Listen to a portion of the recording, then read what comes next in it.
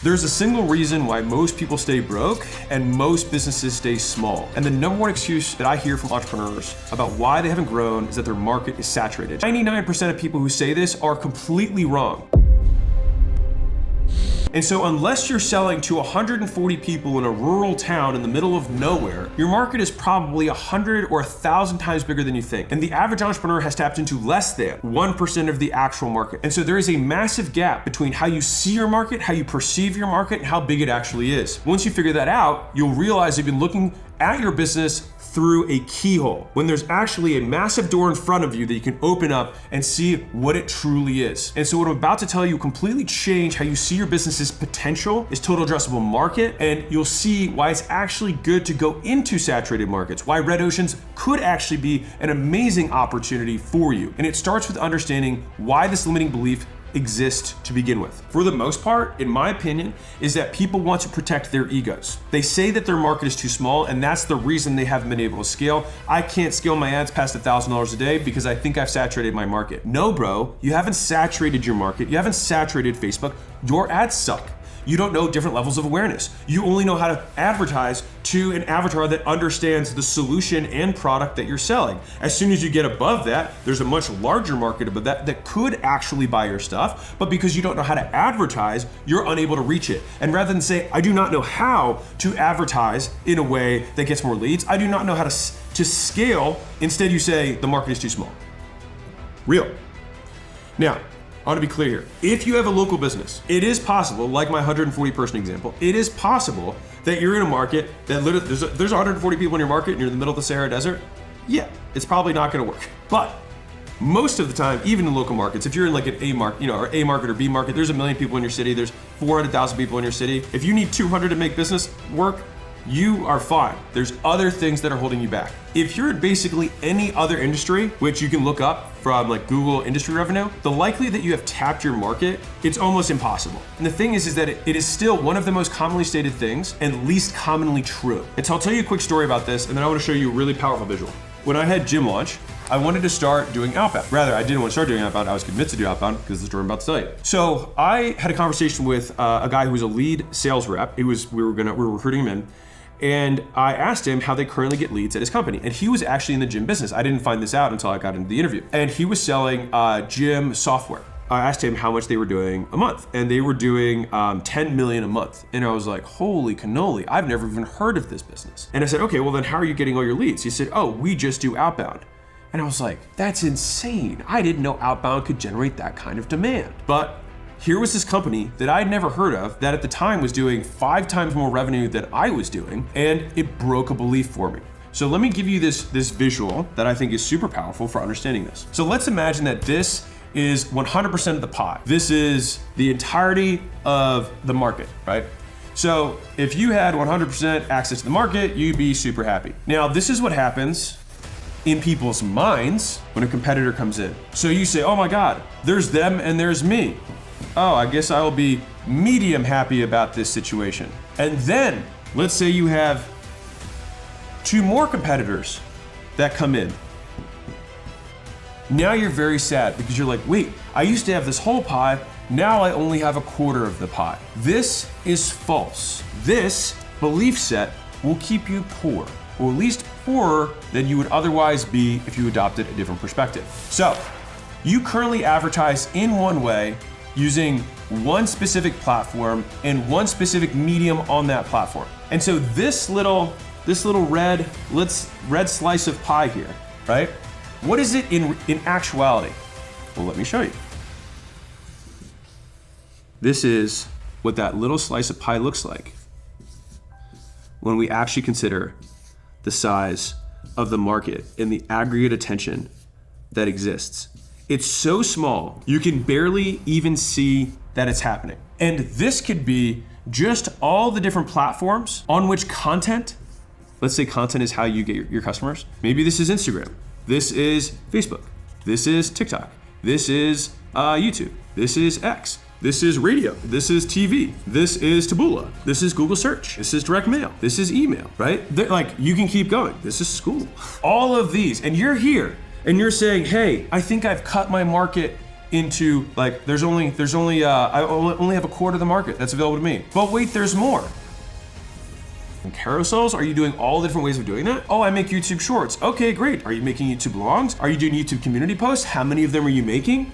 I told you that I wanted to shift this belief for a second because many of you are not being limited by your market, not even close to it. Even if you were, and I want to take the opposite perspective for this for a moment. Let's imagine that you're in the absolute biggest red ocean. Red ocean big, it's super populated, there's blood in the water, right? Do you think the business advice niche is populated? Do you think there's a lot of red ocean in business advice? Yeah, probably, right? Should I have not gotten into this? The bloodier the water, it means the more fish are there.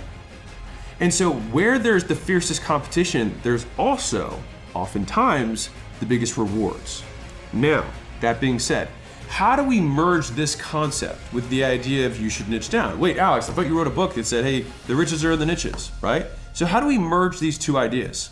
Let me explain, because I get questions about this. In the beginning, you want to artificially constrain the pond that you're going after, so that you can compete in a place where the sharks aren't swimming, okay? So you wanna be the biggest guy in a puddle. That's what you wanna do, biggest guy in a puddle. And then you say, you know what? I'm gonna go from a puddle to a pond because I think I'm too big for this puddle. And so you grow and then you go to the pond. And then once you go from the pond, you say, you know what? I'm gonna go to a lake. Now I'm in a lake because I'm an even bigger fishy, right? Now I'm in a lake. And then eventually you get to the point where you say, you know what? I think that I'm big enough to go into open class, open market, and fight in the ocean. Now, if we were to look at this trajectory, I started as a trainer. And I talked about nutrition and stuff. And then I talked about gym stuff. And then I started talking about business stuff. So you're going to have evolutions where you can get big enough for a pond that you can move on from the pond to the lake and the lake to the ocean. It's just that it's directly correlated with your skill and your experience. And so the reason that the riches are in the niches is that when you're there, number one, you're competing against fewer people. And so the upside is capped, typically. Now, it's usually capped at way higher than you think it is, but it is capped to a degree, and that's okay. But as a result, because we are niched down, we're able to charge niche prices, which give us more profit, more pricing power, because there's fewer people, there's fewer things to compare you against, right? And so there does come a time where you can go move the market, right? Move your market rather, to go after a different segment or a broader segment.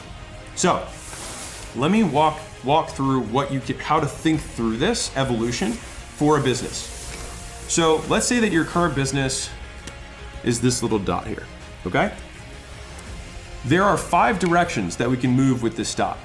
We can go, so let's imagine you've got a triangle of a marketplace, okay? So this is where you inhabit.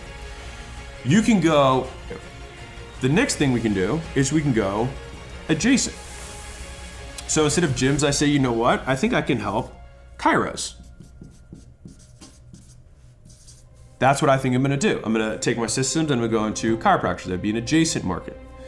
I could also go broader, right? Which would mean that I would look at this way. Which means instead of gyms, maybe I talk about health and wellness in general. And so that means that I could go after chiros, med spas, anybody, weight loss clinics. All of these things are now broader. Or I can go narrower. So instead of gyms, I say I'm only going to work with spin studios. I'm only going to work with dancing studios. So this is our 5th, this is our 4th, this is our 3rd. So that gives you 5 directions that you can go in to change the direction of the market that you choose to play in.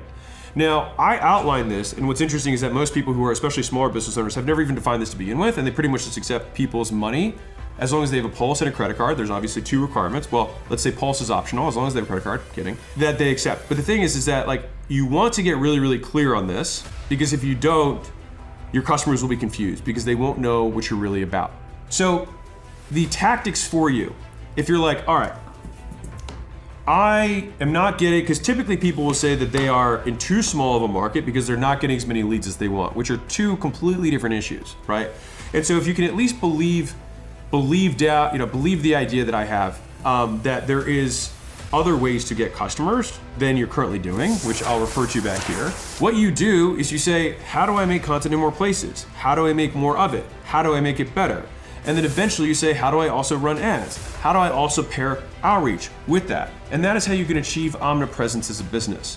And so you need to do more, in more places, even better, consistently, for a long period of time. Because it's unlikely that you've actually capped the market. You are just too unskilled to capture the significantly larger percentage of the pie. And that's okay. And that's what we stay in a niche for the short term. And then eventually as you get better, you can expand it and expand it and expand it. And you keep eating. And that's all right and totally normal. Real quick, I have a gift for you. This is the $100 million scaling roadmap. It's something that my team and I put 200 plus hours into building and breaking the stages of scaling into 10 steps. All right, and so what we did is we broke down everything that got us stuck and what we did to break free at each level of the business.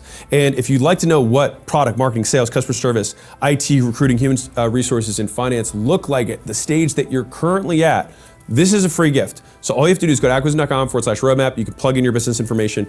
And if you want our help, you want my help to help you break through whatever level of scaling you're at, this is not a promise, I'm just saying I'd love to help. On the thank you page, you can book a call.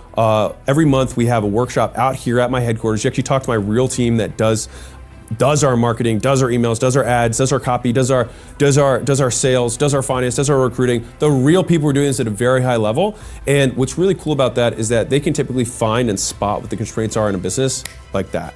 And so it's one of the most valuable things that I could possibly do. Obviously, space is limited based. So, okay, you're posting on Instagram. Are you posting on X? Are you posting on YouTube? Are you posting on Facebook? Are you posting on TikTok? Like, you expand channels. And I would say that many of you guys have heard my rule of one avatar, one product, one channel until you get to $1 million a year. The only exception to this is sometimes local businesses. Now, if you're in, I would say, an A or B market, you could totally just do that to get to $1 million a year. If you're in like a C or D market, so I would say, I don't know what the numbers are there, but I'm assuming it's probably like less than 50,000 people in like a 10-mile radius of where you're at. If you're at less than 50, then you're going to probably need to use more than one channel to get customers because there's just not as many people. You have to saturate that tiny market by getting in front of more people in more places. The third thing that you can do is you open another location. So you can expand the current one, you can add channels to drive even more into the current one, but at a certain point you're gonna max out your 4 walls, and so you just open a new spot. And I see that as the eventuality of most of these businesses. And I think this is kind of interesting because a lot of people feel like they're like, I don't know if this is a $100 million opportunity. It's like, well, yeah, your one store isn't a $100 million opportunity, but you being able to duplicate and nail the model and then scale the model absolutely is. And so if you have the goal of getting to $10 million a year, you can pretty much do it in any business. If you have the goal, with the exception of if you are a brick and mortar and there's 100 people in your local market, probably not. But outside of that, that business model, even if you were in a tiny market, could get to 10 million a year. You just open up in new markets. That's all you do, right? Most people's goals are achievable within their current vehicle. They're just too impatient and believe that there's another shiny object that somehow will get there faster. But if you take the natural extreme and say, if I only did one thing for 40 years, do I think I'd be successful? Probably. And so if you knew that to be true, then that would give you a very strong reason to stick with whatever you're doing. Because let me give you a visual for this. This is the cost of switching. So if, let's say that you're in year 3 of your current business, okay?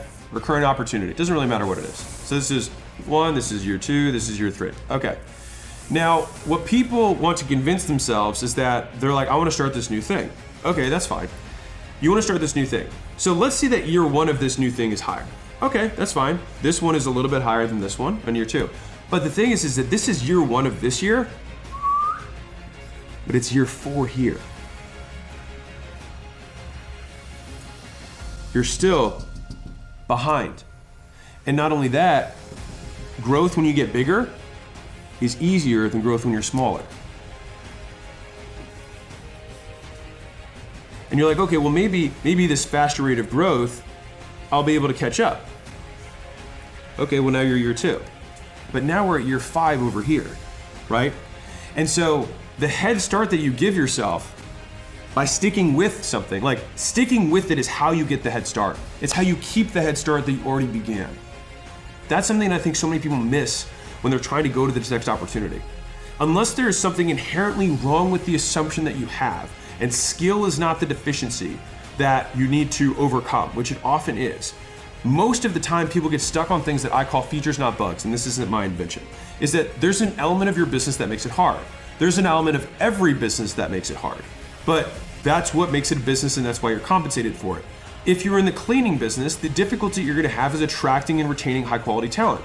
If you're in the fitness business, the difficulty is attracting customers and customer retention, because people are inherently really shaky about staying with their fitness goals. But they typically stick with their cleaners for a really long time, right? And so every business has elements that make it shitty. It's just the name of the game. And you know what, I'll give you a different frame on this. So if you were to think about different business models, so let's think about, I doubt many of you guys have heard this, so this is pretty sweet. So let's say that you've got e-commerce, you've got, let's say you've got service, you've got, let's say info, education, media, and let's say you've got SaaS. All right, so software. Okay, so let's say that these are 4 different opportunities. Each of these opportunities has a different shape. So info looks like this. Starts really fast, very difficult to scale. SaaS is the opposite. Starts really, really slow, scales really, really fast. Ecom is more like this. You can scale fast, but there's difficulty with typically cash flow because you have to continue to buy more inventory. You have supply chain issues. You have to switch suppliers, switch 3PL so they can handle your volume. All of this stuff happens as you continue to grow. So it's more like this. That's the shape of ecom, right? And then service businesses are more like this. The slowest, but they are steady. And so when you see these 4 shapes, many of you guys just hit the crappy part of whatever the opportunity that you're on is, and then say there's something wrong with my business, therefore I should stop, rather than seeing it as what it is, which is this is just the nature of how this business works. This is a feature, not a bug. It's gonna be harder for you to attract really good talent in engineering and build software, and you're probably gonna be not profitable because most software sells for a lower ticket, for a period of time, and it takes a long time to get a product to actually be good. And so you're gonna basically burn money, burn time for a long period, and then eventually you can scale to the moon, but it takes a long time, sometimes years to get there, and a lot of people don't have that level of tolerance. Info, on the other hand, is kind of the exact opposite of that. You can make a lot of money really quickly, a lot being relative, right? You're probably not going to become a billionaire, but you can make $1 million, and then very quickly, it gets very difficult to scale it. I would say like info specifically more like coaching, things like that. And the reason for that is because there's almost no revenue retention. People don't stay around. Once you've learned something, you learned it. That's why people graduate school. They learn, right? Service businesses, the issue is people, because it's a very people heavy business. You have to constantly be hiring, onboarding, and training, and it depends on the service you're providing. If you provide weight loss coaching service or weight loss services, I use that as an example obviously because I came from that, you have it's easy for you to get talent because lots of people want to talk about fitness and weight loss and food all day because they're like really into it. So it's actually very easy to get good talent and for below average prices because people would do it for free. On the flip side, customers never want to do it, and so they're canceling all the time. If I had an accounting firm, it's the opposite. Accounting firms have super high annual stick. What's the difficulty with accounting firms? Getting the people who can do accounting. And it's almost always this balance, right? If a lot of people want to do it, there's going to be a lot of competition, there's very low barriers to entry, and as a result, customers have lots of options, and they don't want to do it themselves. If there aren't as many options and you have a supply constrained industry, then you're going to have issues getting talent. Fundamentally, and you can look at this at the business level, but you can also look at the industry level. And so I talk about demand constraints and supply constraints at the business level, but you can see if you are way off track based on do you match with your industry. If your industry, and by the way, if you are the inverse of your industry, you're usually doing something either really wrong or really right. Side note, so great way to think about it. If you can be demand constrained in like the cleaning business example that I gave, if you give demand constraints, as in I could take 100 times more customers than I currently am with my cleaning thing, well then you've either figured out something really amazing with cleaners to like attract them in and like you're about to go hyperscale, or you're just starting out and you haven't done anything yet. There's either something really right or really wrong with what you're doing. But most of the time, you probably match the same constraint of your industry. And the problem with not being experienced is you think there's something wrong. And so then you end up spending multiple years not being all in on your opportunity and then being upset that it's not growing as fast as you want it to grow. When in reality, you never really gave it a shot because in my experience, from my N=1 marriage, it takes way less time to go from like, we're upset about something to we're really good than it does to create the loyalty, the trust, and the track record that you have from that marriage with someone else. Real. So, with that being said, that was my pièce de résistance, if you will. That was the thing that I wanted to talk about today. That was top of mind. Is that so many people think that their market is actually limited when in reaction, their mind is limited. And there are so many ways to advertise, but you do not have the skill to advertise it. And so I'll leave you with a really powerful question that I think is worth asking yourself when you're in these situations, is instead of saying, there are no good salespeople in my market, or no one can sell like I can sell, or it's really crowded, which really is usually a translation for I can't get enough leads, or leads cost too much, by the way. But you say these statements, just frame it into a statement that you control. Meaning, I don't have the skill to get more leads. I don't have the skill to attract, hire, manage a good salesperson. I don't have the skill to get employees to behave in a way that is according to the goals that I have in the business. Those, as soon as you state it in that way, guess who owns the outcome? You. You become source. You become the one who can change it. And so I would just it just does not serve you to cast your power outside of yourself and give that as the reason for why you lack the success that you want. Here's the crazy part. You could be right. And so what? Like, some prizes aren't worth winning. Like, if you want to play the pity game and you want to win the pity award for person who was born with most inconveniences or person who had the worst things happen to them, you can win that award. The question is just, do you want it? Is that prize worth playing for? Is it worth competing for? For me, when I hear or see a situation like that, there's also something that I think is the same power, if not more powerful, which is this person was able to win despite that. And that's a story that only you can have. And the more fucked up your childhood, the more fucked up the things that you went through to get to where you are, the stronger that story is for the people who follow behind you and look up to you. The more you can serve as an example for other people who have suffered the same things that you've suffered or suffered worse than you've suffered. And I think it's like you rob yourself of that opportunity by protecting your ego and saying that it was because of this other thing. And maybe you're right, but wouldn't it be cooler to be right about the fact that that was true and you won instead, and you won anyways, and you succeeded despite that? I think that's a much cooler story. And I think that if we use the story frame, which is one of my favorite razors, which is that when you're 85 and you're split between two choices in life, pick the cooler story, because at the end of your life, it's the only thing you're gonna be left with anyways. And when you have these two choices, there's usually the hard thing